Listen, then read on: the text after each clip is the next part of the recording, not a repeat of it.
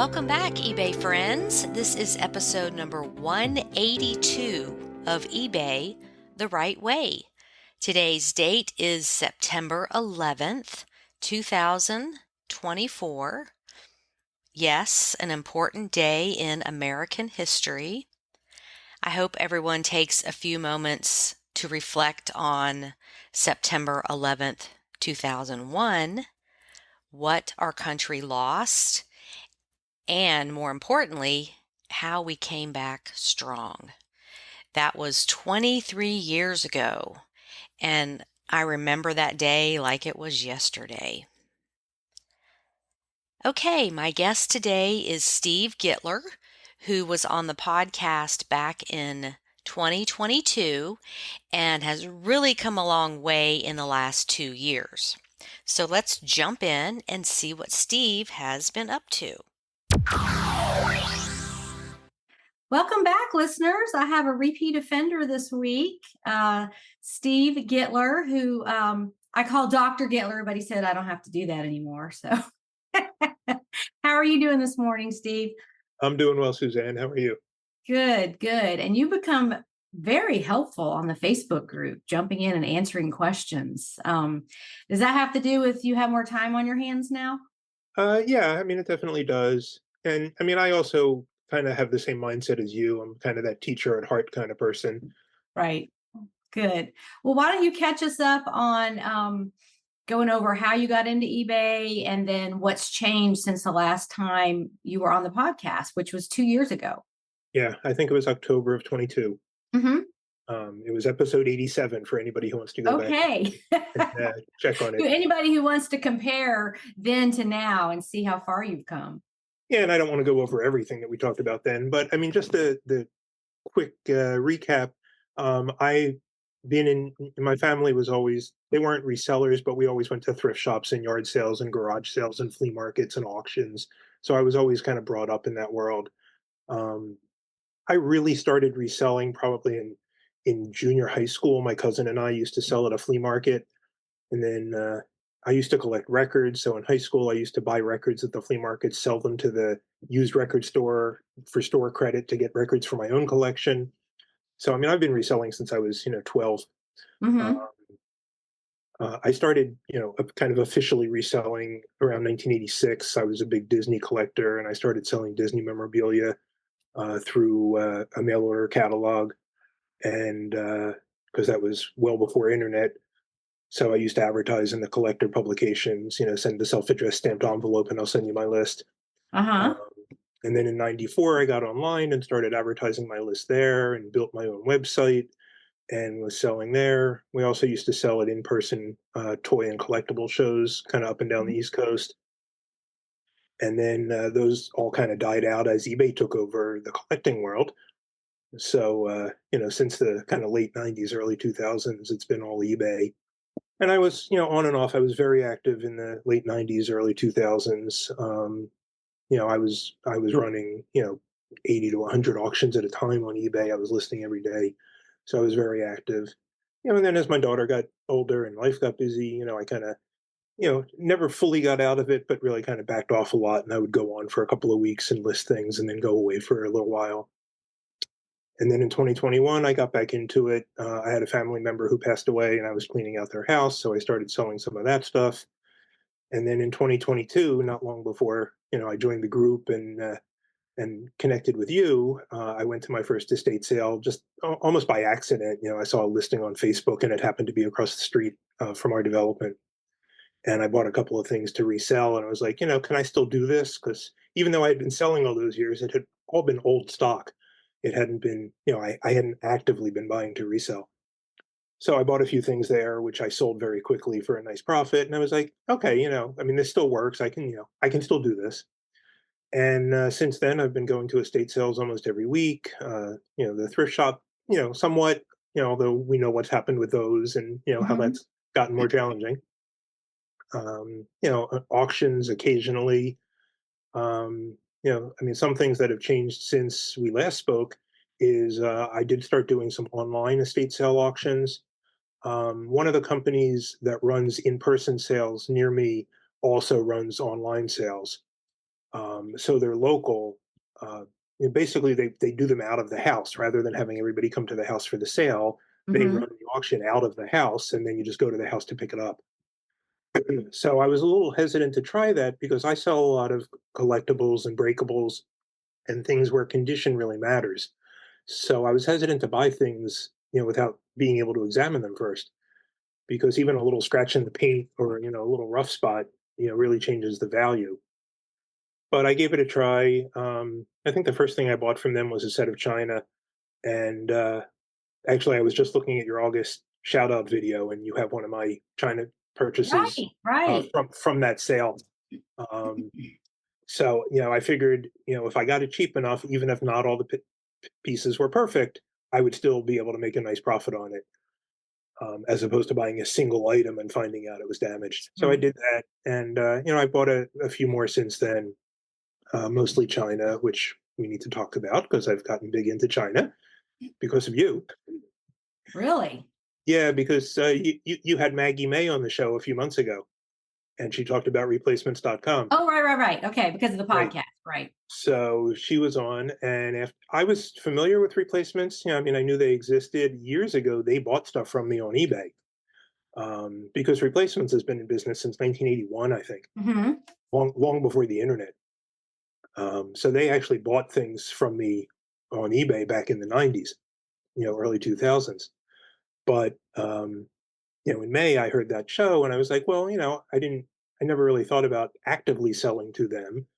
But I went to an estate sale that was doing a clearance sale. They were having a $10 bag sale, and I picked up 8 pieces of Vilroy and Bosch china. And it happened to be a pattern I was familiar with. I had sold some of it before. So I was like, I didn't even look it up. It's like, I know I can get $10 for, 8 pieces of Vilroy and Bosch. So I bought that, came home, got a pattern request from replacements, and there were 4 of the pieces that they would buy from me. So I sent those 4 pieces off to them for $66, after paying 10 for all 8, and I put the other 4 on eBay. Mhm. So that was kind of the beginning of falling down the rabbit hole of selling China. Um, and then in July, just so happened within the course of a couple of days, there was an estate sale near me that had 3 different sets of China for sale. And at the same time, I was bidding on one of the online estate sales for a set of china. So I ended up going to the in person sale on Friday and buying 3 sets of china and then winning the auction that night. So the next morning, going and picking up a 4th set of china. So all of a sudden, our family room was covered with china. Uh, I spent $300 and sold it for like $2,000.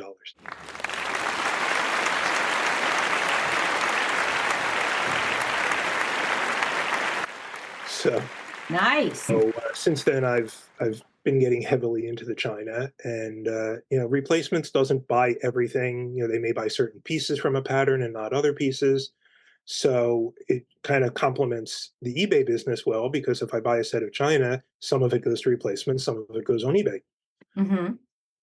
So that So there's did you find the process to sell to replacements pretty easy? Because Maggie was explaining that in a previous podcast, and it sounded like you had to have a membership or something to. well, you don't have to have a membership. You can sell as an individual.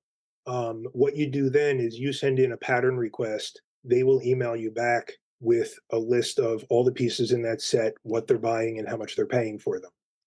The downside of that as a reseller like you and me is that that might take a day for you to get that response. Mhm. So if you're at an estate sale or you're at a yard sale or you're at a thrift shop and you want to know if it's worth picking up, you don't know, Mhm. because there's a time lag between when you contact them and when you get the information. But I mean, that's what I did for the first several things that I sold them. But they do also have a membership model, which they won't let you into unless you've already sold them a few times successfully, and they see Okay. Okay. that you know what you're doing, Mhm. and you pay an annual fee and have a minimum annual amount that you have to sell to them to maintain that. But you get access to their database directly. So you can be at that estate sale or thrift shop and look it up right away on your phone and see what they're buying. Okay. Great. Great. So now, didn't you retired recently, right? I did. I officially retired June 8th. I mean, I stopped working a little bit before that, but that was my official retirement date. Okay, so you've been retired almost 3 months now. Yeah. And so is eBay filling that void for you? Yeah, I mean, definitely. And I mean, for the year and a half or so before I retired, I was working per diem. So I was only working like 6 or 8 hours a week anyway. Mhm. So it wasn't a huge change when I totally retired because I didn't go from 40 hours a week to nothing. I Right. went from, 8 hours a week to nothing. Mhm. Um, so yeah, usually Thursday, Friday, Saturday, I go to the estate sales, and then in the evenings and the other days I'm packing and shipping and listing and doing all of that. Do you know how many items you have in your store at this time? About 400, Okay. which is also a big change from when we talked before. I don't know exactly, but it was probably 75 to 100 maybe Mhm. a couple of years ago. Mhm. So I'm running about 400 now. Um, And so other than the China, have you changed what you're selling? um, I mean, I've definitely tried to work, stuff that you talk about all the time. I've tried to really kind of refine what I like selling, what I like dealing with. It's hard to walk past the thing and say, "Oh, I know I can make money on this, but do I want to deal with it?" Mhm. So, I mean, I've sold a computer printer, and I was like, "Yeah, I made decent money on the computer printer, but it was a pain. I don't really want to do that again." Mhm. Um, so, I'm trying to, you know, refine the types of things I like to sell and deal with, and get excited to come home and list. So they're not sitting there, for months because I don't want to deal with them. Right. So Um, is your wife involved in this? I forgot if she, she is on yeah, board I with. mean, not to a great extent, but I mean, she'll come out shopping with me. She'll come to the sales occasionally. We just went out. I don't remember what day it is, but Saturday maybe. Um, we went to an antique store that we hadn't been to, and I showed her how to look up the china on the replacement site. So she was learning how to use that system. So yeah, I mean, she's involved some, but I mean, the listing and the packing and shipping and all, I do that. Is she retired too? Yeah, she doesn't work outside the home. Okay.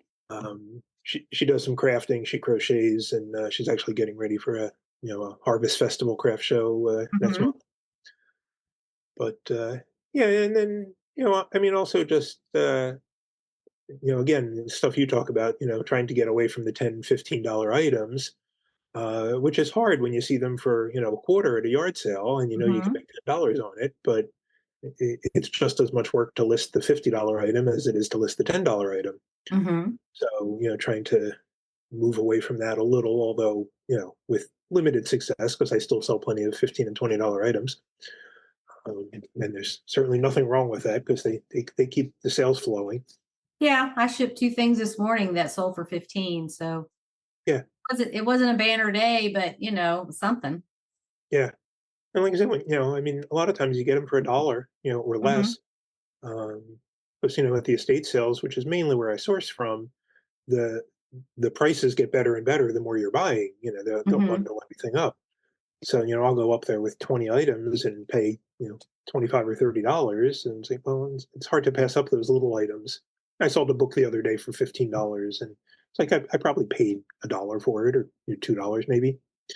So, to, Well, I'm glad you said that because posting on the group, either the $100 thread or just the Money Making Mondays, people tend to pick out their best sales, and so the ones watching are like, "Oh, that guy sells only expensive things, and I wish I could yeah, be like him." But we tend to not. Maybe we need to create a new thread called "the under $20 things," so yeah, that because it's Facebook, you can show only what you want to show, right. and you're not, a lot of people are just not, they're not going to post their $10 sales. They're going to post the 50 to and over. um Yeah. I mean, I do. If you look at my Money Making Monday posts, I always kind of pick out an assortment. I try and pick out a variety of types of items, more mhm. so than price. You had one in the last video, that the paint swatch book. I sold it for $15. Yeah, what are people doing with those? I have no idea, but I picked up two of them at an estate sale for $1 each, and they both sold for $15 to $20. So Yeah. Figured I'd give them a try for, you know. And it was a vintage, I forget the brand. I don't know if that brand I is think even, that one was Pittsburgh Paints, and then I sold another one that was a different brand. does Pittsburgh paint still exist? I don't even know. Okay. Um, I'll have to look that up. But Yeah. yeah, it's just like, what? Why Yeah, I would saw they? somebody else posted one recently too. Yeah. So what an easy item to ship and list, and no moving parts, nothing can be broken, just somebody's collecting them, I guess. Right. Yeah, just stick it in a box or something so it doesn't get messed up, and Hmm. send it off. But yeah, Well, do so you have any sales you want to talk about, like things that have happened recently that have good stories? sure. Um, I mean, like I said, I like to teach too, just like you do. So, one thing that people always ask about is whether they should do auction or buy it now, and whether Hmm. they should take offers or set minimum offers. So, I mean, I'm of the belief that if you're doing an auction, it should be something unusual, something rare, something that you can't look up comps for, Hmm. uh, because there aren't any, and that you shouldn't take offers because if you're going to take an offer, that means you have a price in your head. Then why are you running an auction? Hmm. So I went to an estate sale. The guy who had lived in the house spent his whole career with RCA, and the house was just filled with RCA memorabilia and employee stuff and internal things and electronics and all kinds of stuff. And in the basement, I found a 16 millimeter film reel, and the label said it was from the RCA Digital Division in the U.S. Government of Marketing or U.S. Government Marketing Office. I was like, okay, so there's a government tie-in, and the title of the film was Space Age Administration. And I was like, okay, well, space age stuff is always hot collectibles, and it looked old. I mean, it was they don't put out 16 millimeter films anymore, so I figured it Hmm. had to be from the 60s. So I was like, that's a hot time for collectibles. So I came home and I tried to research it, and the only thing I could find was the Library of Congress catalog listing, which said it was from 1961 and it was produced by RCA and the Air Force. So now we had the military tie-in for the space, with the space program. So I put it up for auction, and I started it really low. I started at 1999.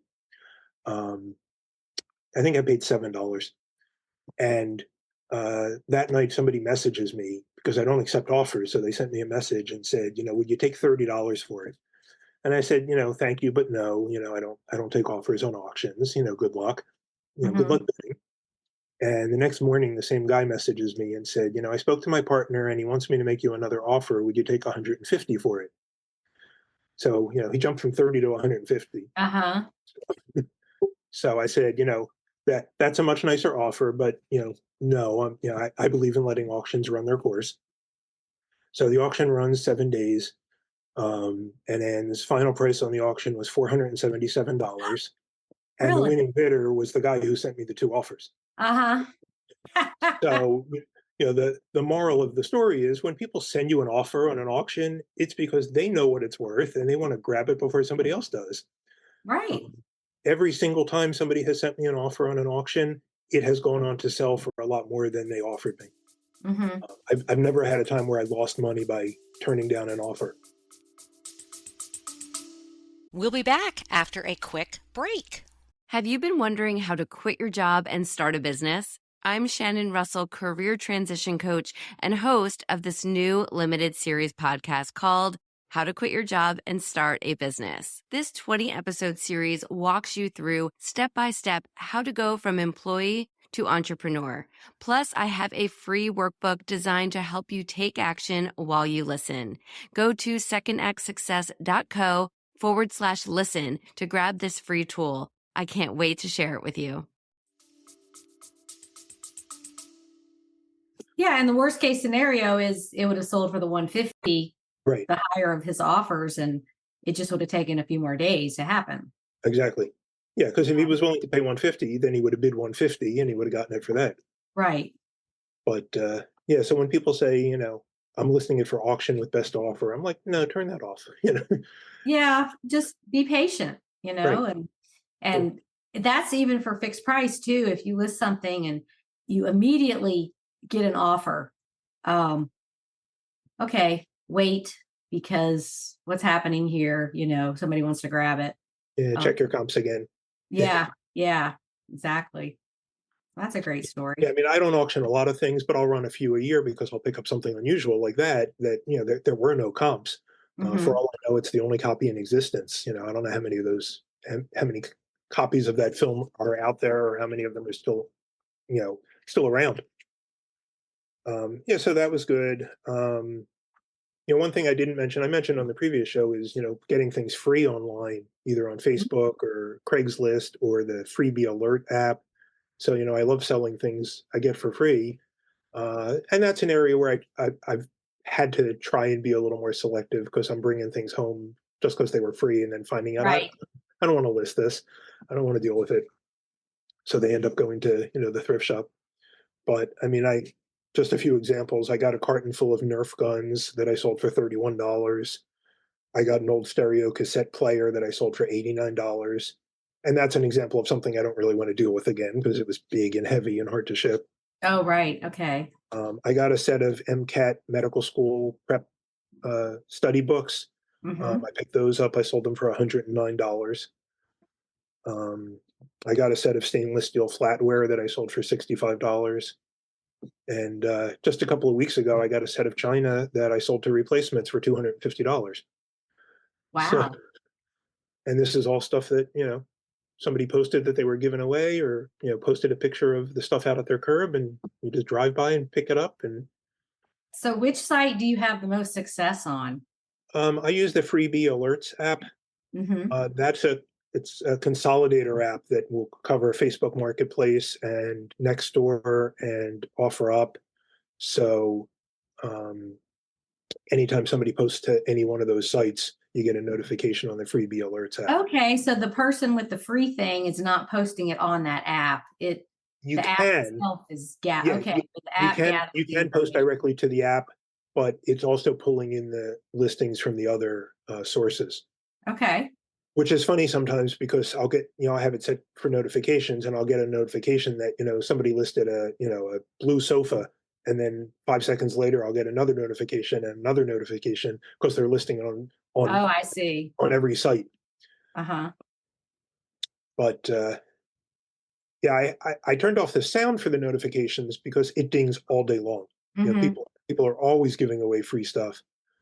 And, I mean, that's certainly advice I would give to anybody who's starting out or struggling to find inventory or doesn't have the money to invest in inventory is see what's free in your area. You'd be amazed what people give away. Am I remembering that you're in New Jersey? Yes. Yeah, I'm in South Jersey, just outside of Philadelphia. Okay, so you're near a pretty populated area. Yes. I think the more rural you are, the less people use those apps. Sure. Yes. Yeah. I mean, I'm sure, there's still some of it, but, maybe more of a distance away. The one problem I have is, you can set the filters for how the distance from your location that you want to consider. So I have it set down to 10 miles because, I don't really want to go too much farther than that because there's plenty around here. But that includes Philadelphia because we're less than 10 miles from the city. So, I get all these notifications that are, 9.6 miles. It's like, yeah, but that means I have to drive over the bridge and pay the toll and go into the city and find parking. And yeah, so I wish I could do 10 miles, but filter out Philadelphia. That's funny. I just came back from the Midwest and it's like everything's at least 20 miles away. Right. And so when I hear people say, oh, it's 9 miles, it's so far. But what's in that 9 miles is the question. Right. Yeah. Well, that's why. I mean, I don't mind driving 9 miles within New Jersey to pick something up, but driving into Philly means going over the bridge, paying a $5 toll, which I think is about to rise to $6. And if it's in the downtown area, it means finding parking, which I'll probably have to pay for. So all of a sudden my free item is, becomes a $30 item. Right. So, yeah. Yeah, I get it. Well, that's like Atlanta. It's just you have to consider all the ifs, ands, and buts of, what you have to go through to get something. And right. I mean, I don't mind driving into the city. I mean, I was born and raised in Philadelphia. I'm fine driving into the city, but to do it to pick up an item that I'm going to sell for $30 isn't worth it. Yeah, it's a cost and time benefit analysis on everything. And like you said, the online auctions, I'm getting into that more and increasing the mileage from me. Like Right. I was going, less than 50 miles. So the shipping would be cheaper. But now I've opened it up to anywhere in the US, because if you're looking for smalls or lightweight things, shipping is not going to be that much anyway. And most of the time, if you ask the auction company and contact them, how much is it to ship this to my zip code? One thing I learned is if they use a pack and ship service, it's not going to be a good buy, No, because because they're I paying bought you. I bought $40 worth of stuff, and it was all lightweight, and their shipping to me was going to be $35 Yeah. because they use the UPS store. Oh. So when I reach out and like, oh, do I want to buy from these people? And some of them are like, oh, we use pirate ship and we charge you exactly what we're charged. We don't add anything. Those are the people you want to work with. Yeah. So I Yeah, was doing the online auctions, I'm only doing the local ones from this one Yeah. company that, Yeah. I go to their sales all the time. And then you just drive and pick it up. I'm actually bidding on a bunch of lots right now for one that's in Vineland, New Jersey, which is about an hour from me, which is a little further than I usually go. But they have a bunch of some really nice china that I'm bidding on, and some other things. And my wife and I happened to be in Vineland a couple of months ago, and there's several nice thrift stores right around there. So I was like, well, even if I win one lot, we'll drive down, we'll make a day of it, and we'll do some shopping while we're down there, and we'll pick up the auction stuff. Yeah, you make the trip count. You do some Right. other things while you're there. That's good. Right. Okay. What other sales have you had? I've seen you posting a lot of stuff. Yeah. Well, I always post on Money Making Monday, and I mean, usually at least once a month, I manage to get into the $100. Yeah, you Post. do. Mm-hmm. Yeah. I mean, one thing that I've really found that I like to sell, I've posted it a number of times, is cleaning supplies. Yes. Which is one of those things that, anytime I tell somebody that, that they're like, they can't believe people buy those things. But, it's not like Windex and Lysol. It's like higher end cleaning supplies, that, I mean, we buy the regular store brand cheap stuff, but there's cleaning supplies out there that people buy $40 and $50 a bottle, Mm-hmm. new. So, if it's $50 a bottle new, they're thrilled to get it on eBay for 35. And, if I pick it up at an estate sale for $1, you know, Did you see the turtle wax floor wax sale? I Then don't I think remember if I did. the seller shout out video I did. I think it was Bill Hunt. I'll have to verify that. But it was like an old tin container of that floor. Yeah, the car wax. Yeah, or it was Johnson wax. That's what it was. It was for floors.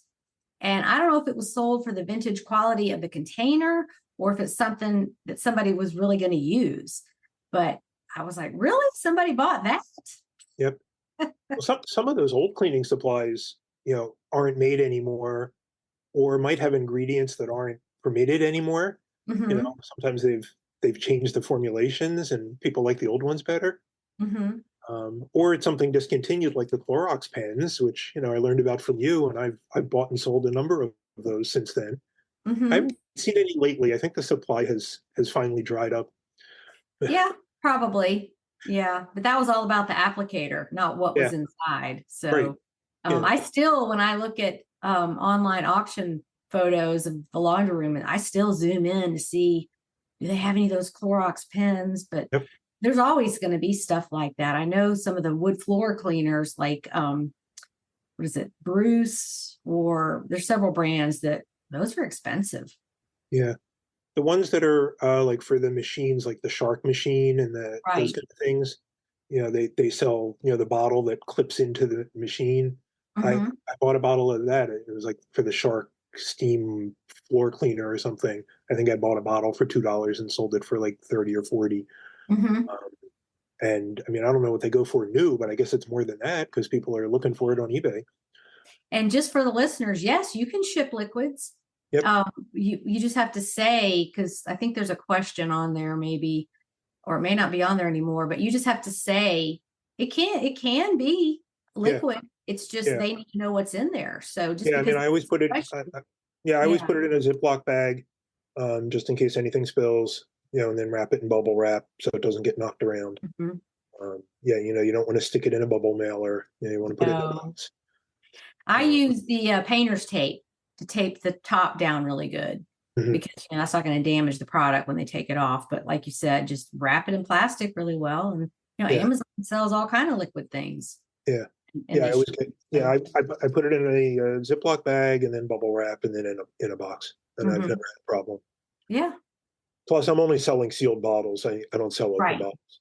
Yeah, I don't think you can. I think it had, unless you're selling it for the container, like Mark Sherrill does all those vintage products like old detergent boxes and stuff Mhm. like that. And I don't know if he empties them out and just sells the box or what's going on, but there's a lot of that going on with for props and all that Yeah, with old containers. I'd love to happen upon something like that. And he finds them all the time. It's funny how people specialize and they find these things all the time. because it's on their radar. Yeah.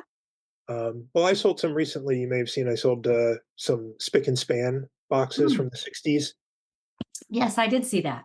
Yeah, I mean, I went to an estate sale, and in the cabinet in the basement, there were 3 boxes of spick and span, all different boxes, interestingly. And I listed one of them online, and somebody messaged me and told me all about them. And I sent him pictures of the other two, and he told me this one's from 1959 to 60, and this one was from 61 to 63. And I bought them for $1 each, and they sold for like $15 to $18 each. Hmm. And I just thought they were neat, you know. But they were sealed full boxes of spick and span powder. Did the guy say how he knew all this? I think I don't know if he worked in the industry, and I don't know if he was with Procter and Gamble or something, but he had some experience in that field, Hmm. Insider info. and Yeah. was probably a collector as well. Yeah. Um, some of the, and I guess on the first time I was on, my big sale was the bottle cap. Right. Yes. The $600 bottle The cap. $600 bottle cap. I haven't had anything quite that good lately, although I've sold some sets of china for more than that.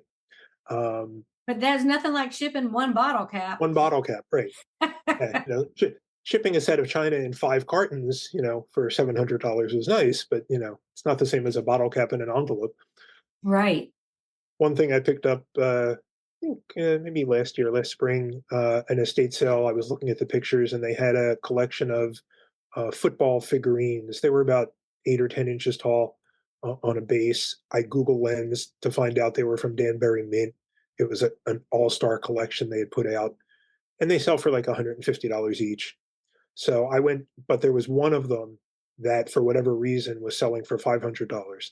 So I don't know if they didn't make many of them. Maybe it was the last one in the set, and they, stopped making them. So I went to the sale. I found them. Somebody else had already grabbed a few of them, but there were like 15 of them. But the rest of them were still there, including the $500 one. Hmm. So I bought 4 of them for $50 each, which was a little more than I wanted, for the $150 ones. But I came home, I listed them that night. The $500 one sold the next morning for $500. Oh my gosh. Um, and I sold the other 3 within 2 weeks for between $100 and $150. So even in a collection, sometimes there's one, either it's early in the run and they increase the number as the set goes on based on sales, or it's late in the run and they don't make as many because they stop making them. Hmm. It can work either way. I didn't find out which way that was, why that particular one was worth more. But usually it's rare because there's not as many of them, and if somebody wants to complete their set, they need to find the missing one. So that was a good sale. I've made a number of bulk buys, since we last talked. And that's something that I think is good for people who are a little more experienced. When you're starting out, you're hesitant to spend money. Hmm. People come on and say, I won't spend more than $5 on anything. It's like, and that's fine. And when you're starting out, that's probably a good idea. But once you kind of have it all down and you know what you're doing and you see how it's working, it's sometimes you can really make some good money going out and buying something either more expensive, like the $50 figure that sold for 500. And people like cash when they Right. see, like, George Kelly does this, and many others, but he just comes to mind that, you get these repeat customers and they see you as a, you know, cash flow. Like, this guy will give me money for my stuff. Right. Yeah, and especially, I mean, not so much at estate sales because, they're doing it professionally, but Right. at a yard sale, I walked up to a yard sale and they had a tote full of Thomas the Tank toys, Hmm. train toys, and I was like, "How much are they?" And he was like, "Oh, a dollar each." And I was like, "Well, how much for all of them?" And he was like, "Oh, I don't know, let's see." And so we kind of figured out what was there, and he was like, 50, and I said 30, and he said 40. I said, "Okay." So Hmm. so, I bought the whole tub for $40, and there were like 200 pieces in there. So, Really? I came home, I split them into 2 lots, listed them, and one person bought both lots, for I don't remember, it was about a year ago, but I mean, maybe like $90 or something, Hmm. and I was like, "Well," and there were ones left over because there were ones that were different that I sold later. So, I mean, I sold them basically overnight for, 3 times what I paid for them. Right. I went to one estate sale because it does work at estate sales too, and they had, in the house on the bookcases, they had these ministry cassette tapes, like, like sermons or audio programs, and they had a whole collection of them. They had like 3 bookcases full of them.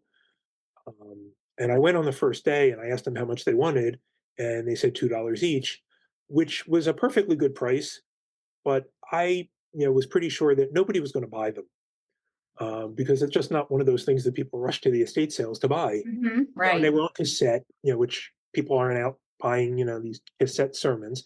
So I went back on the last day and I said, how much are the cassette tapes? You told me $2 the other day, and you said, oh, give me a dollar. I said, okay. So I bought them. I bought over 100 of them for ended up being $90 because I bundled it with some other stuff. And I did a variations listing where people just chose the title, and they sold for, price varied a little because some of them had 4 tapes and some had 6 and some had 10 and some had 12. So they sold for anywhere from like $10 to $20, and people bought multiples at a time because they were fans of this minister. A couple people bought one. I shipped it to them. 2 weeks later, they came back and bought like 15 because they wanted to see what kind of condition it was in because it's a cassette tape. They wanted to make Right. sure it wasn't old and worn out. And I ended up selling. I think I have like 5 or 6 left out of the 106 that I bought. Um, so I mean, I paid $90 and I made like 1,600 on them because I was willing to kind of load up my car with Uh-huh. 3 bookcases full of ministry tapes and take the chance on them. So, like I say, it's not something I would recommend a new seller do, but somebody who's experienced and is trying to kind of up their game and up their sales, don't be afraid to buy something in bulk. You'll get a better price, and you can make multiple sales that way. So do you have like a basement where you put everything? Because even though Yeah, you have 400 items, they seem like some like sets of dishes and those kinds of things that are going to take up a lot of room. yeah. I mean, I mostly sell small things. I mean, I have a couple of shelves of books. I've come to sell a lot of Bibles. Bibles seem to sell Hmm. very well, especially older ones and leather bound ones. And they're usually a dollar or two at the sales, and they'll sell for 15, 20, 25, 30. I think the most I sold one for was about 60. Um, but yeah, I sell a lot of china and glassware, and you know, I mean, mostly small stuff. But yeah, in the basement, I have shelves, and I just keep gradually sucking up more space down there. It's called Trying inventory. not to expend. Yeah, yeah, definitely inventory creep. Um, trying not to expand too much more. I mean, it's about as big as I'd like it to be. Plus, I'm doing the China now. The Right. good thing about the China to replacements is I'm buying it and I'm coming home and I'm packing it up and I'm shipping it out the next day or 2 days Hmm. later. So it's not hanging around for long. So do you pay the shipping on that? Yes, yeah, you pay the You got shipping. to factor that in when they buy something from you. Yes. What's Uh, the highest shipping you've had to pay so far? Do you remember? um, well, let me see. I got my spreadsheet right in front of me. Of course you do. Yeah, let me open my replacement spreadsheet. Um, But I mean, the balance to you paying shipping is that there's no overhead on their end. So there's no fees like there are with eBay. Uh-huh. So instead of paying a $15, final value fee to eBay, you're paying the shipping. Right. So it kind of balances out. I mean, the most I've paid in shipping for a single order was $83. And that was actually my fault because one of the boxes was oversized and I didn't really think about that. It would have been cheaper to split Right. into two boxes. That was a good lesson. But I paid $83, but the set sold for Oh, $682.50.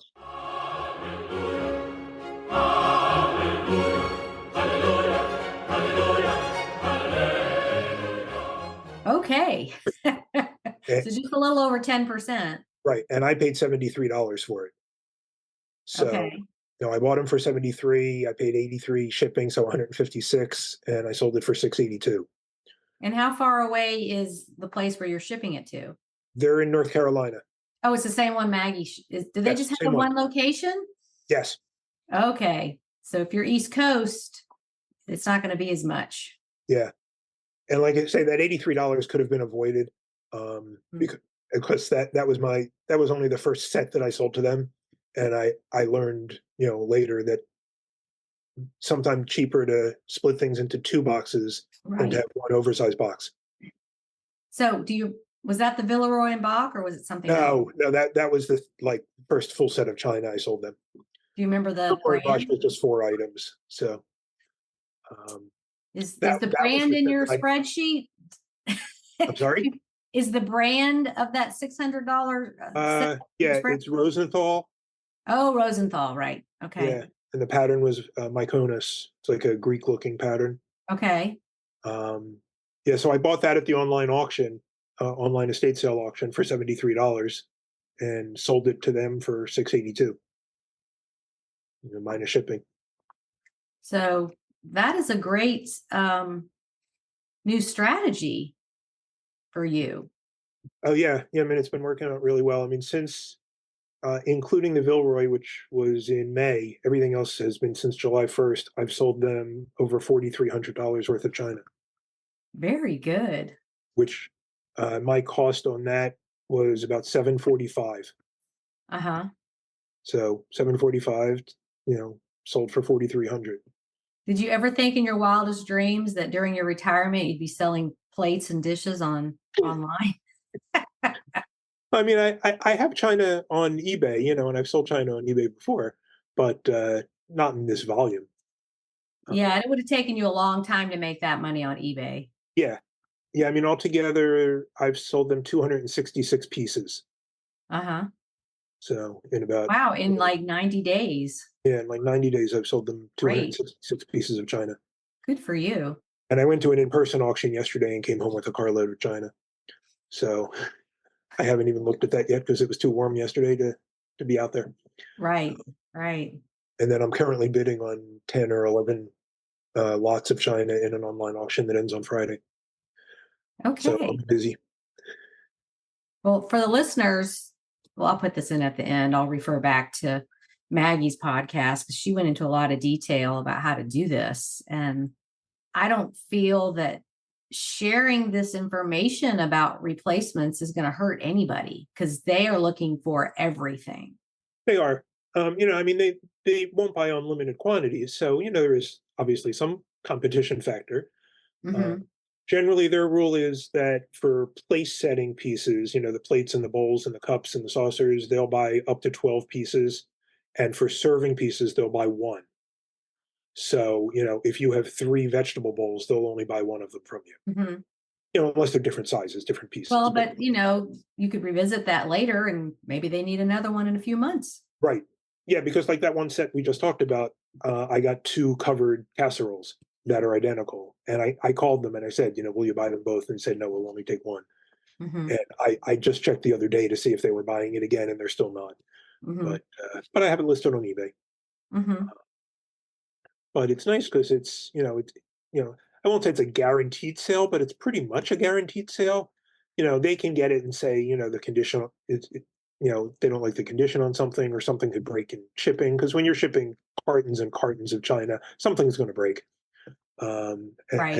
As careful as you may be. I mean, I'm really. I mean, I haven't had an item break on eBay for years, but I've had a couple of things break to replacements. But I've shipped them probably 25 cartons full of china. Mhm. in a month and a half, 2 months.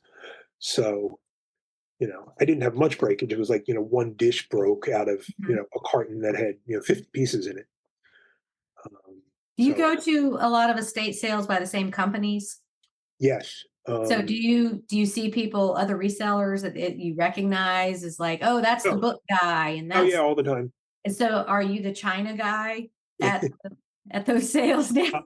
I'm starting to be, um, especially from the company that I bought the three sets from all at one time. Uh-huh. Um, but oh yeah, I mean there are, we're lucky there are quite a few estate sale companies in the area because we are a pretty populated area, so it supports good 6 or 8 or 10 companies that do them regularly. And Mhm. I've learned over time that there are some companies that I won't go to their sales because they just price high and they don't bargain and they're not very nice to deal with. So I don't bother with them. Um, and there's other companies that are great and they'll bargain and they'll bundle and they're friendly and I like their sales better. I like how they set up and how they do business better.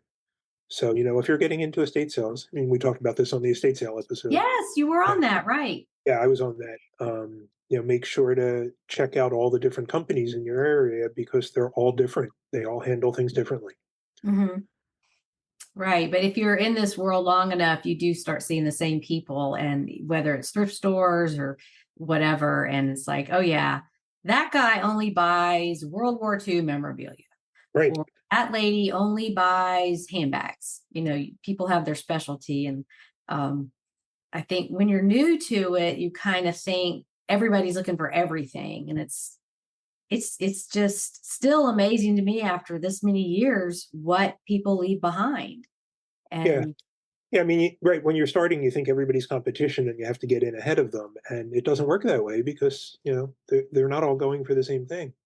mhm, I mean, there's a couple that I see at the estate sales every week that they buy clothing and I don't do clothing at all. mhm. So, they come in with their big, IKEA bags and go right, to the bedrooms and start snatching up the clothing. So it's like, I don't care if they're in front of me in line or not, because they're not there for what I'm there for. Right. Yeah. And people start to help each other out when they get to know the regulars. There's one guy who I see at the sales all the time who is disabled. So, he has trouble getting around. So he'll go in and he'll tell the people running the sale who know him, because he comes all the time, what he's looking for, and they'll go like grab it for him. So, Really? yeah. So I heard him mention that there was one item he was looking for, and it happened to be a really big house, and I found it in the basement somewhere. So I brought it up and I gave it to him. And he, Mhm. he was thrilled. He was very appreciative that I did that. Um, but I didn't want it. It wasn't what I was there for. And, Right. uh, Yeah, you didn't want it anyway, so it didn't really right, matter. and it was a Even big. if It was you had and you pass it on to him, there's always more coming. There's just absolutely. always more coming. Yeah, Yeah.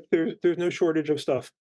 I don't think resellers sit around and think about, oh God, I really wish I'd gotten that item 3 months ago at that sale. You're just focused on the now, like getting your stuff listed and looking for more stuff, and um, let it go. You'll get what you're supposed to get. Yep, there's always more. Hmm. Yeah. Okay. Well, we've been going almost an hour. Do you have any advice for, I will say, people heading into retirement? Even though you've been a collector all your life, this is a different chapter for you, and you're really ramping up the eBay stuff now because you have time. Yeah, yeah. I mean, certainly. I have more time, and I'm able to do more stuff. Fortunately, my wife, likes going out to these places. Like we say, we went to a new antique store we hadn't been to the other day, and spent an hour wandering around the antique store. Um, and I went to the auction. I spent yesterday at the auction. This auction is held every other Monday. Rain or shine, holiday or anything, every other Monday there's an auction. So it was Labor Day, but there was an auction. Um, but I was there from 9 a.m. till about 2 p.m. Uh, Wow. yeah, I mean it's a big auction. They sell a lot of stuff, and they were still going for hours after I left. But they move on. They do a whole art auction, and they do a jewelry auction, and they have some clothing. that they'll do, mostly like jackets and higher end stuff. So I have no idea what time those auctions end. I've gone to them several times, but I always leave after the stuff that I deal with is done. So that Uh-huh. was about 2 o'clock. Yeah, so I mean, you have the time, and obviously you have to balance it with everything else in your life and everything else you want to do. I certainly don't spend all day every day doing this stuff. But Thursday morning I'll go to an estate sale. Friday morning I'll go to an estate sale. In the evening, um, my wife and my daughter usually watch TV from like 8 to 9. They'll watch something. So, that's when I'll like take my pictures and do my listing and pack my stuff that has to go out the next day. Mm-hmm. During the day, we're out and about doing, whatever we're doing. Um, So do you have a death pile of stuff that needs to be listed? um, so I have a huge Disney collection, much of which is on display in our house, and a lot of it is packed up in the garage, either stuff that we didn't have space for, or stuff that wasn't wasn't stuff we particularly liked. So some of that is basically as I work through the garage, which I can only do in the spring and the fall because it's too hot in the summer. Yeah. So I'm getting ready to kind of get in there again. I start digging things out and selling them. So it's not a death pile in the traditional sense because I didn't buy those things to resell, but that's kind of my back stock. A- Mm-hmm. And then I still have a lot of things from when we used to do the shows and all that are kind of smaller items or lower end items that I'll sometimes put a big lot up Mm-hmm. to try and get rid of. McDonald's Happy Meal toys and things like that. Disney pins that I mean they're not taking up a lot of space, but as far as I don't really have too much of a death pile. There's a few things hanging around, probably because I bought them and then got home and wasn't excited about them and just haven't gotten Right. around to listing them yet. But Yeah. I mean, as far as other advice, along with being an eBay junkie, I'm also a personal finance junkie. So I listened to one really good financial podcast called Afford Anything. And just yesterday on the way to the auction, I heard them say something that I thought, applied here. Um, and I apologize, it's a quote, but I don't know who said it. But they basically said the habits that got you here are not the habits that will get you there. And what they meant by that was if you're an entrepreneur and you're starting a business, you're going to do a lot of things to build that business. And then once you're built and established, those same habits may need to change to kind of take it to the next level. Mm-hmm.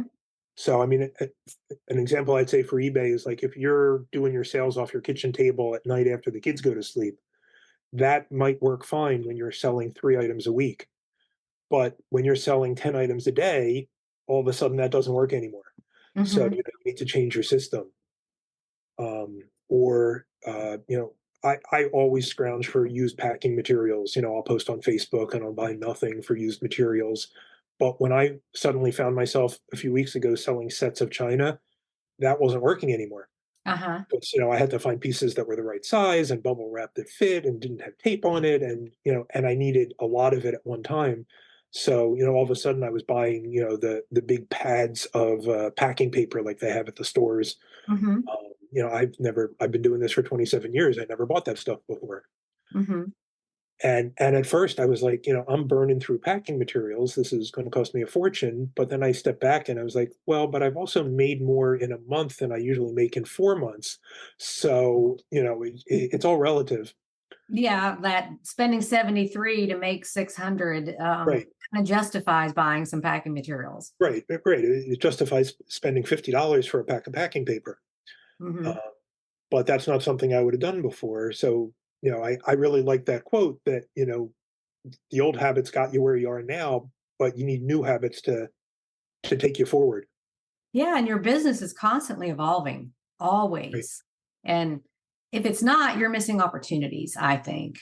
Just there's just opportunities everywhere. So anyway, well, thanks for sharing your morning with us and giving us some insight. Now, what's on your schedule today? I think we're gonna go out and do some shopping. We're probably gonna hit a thrift shop. Actually, my wife is looking for some clothes, so but I'll look for Okay. some other stuff while we're there. And and we forgot to mention. I know it won't air today, but we're recording this on eBay's anniversary. It's That's right. today, September September 3rd. 3rd, which is actually eBay's anniversary in 1995. So we're almost, how many years is that? 29? Yeah. Yeah.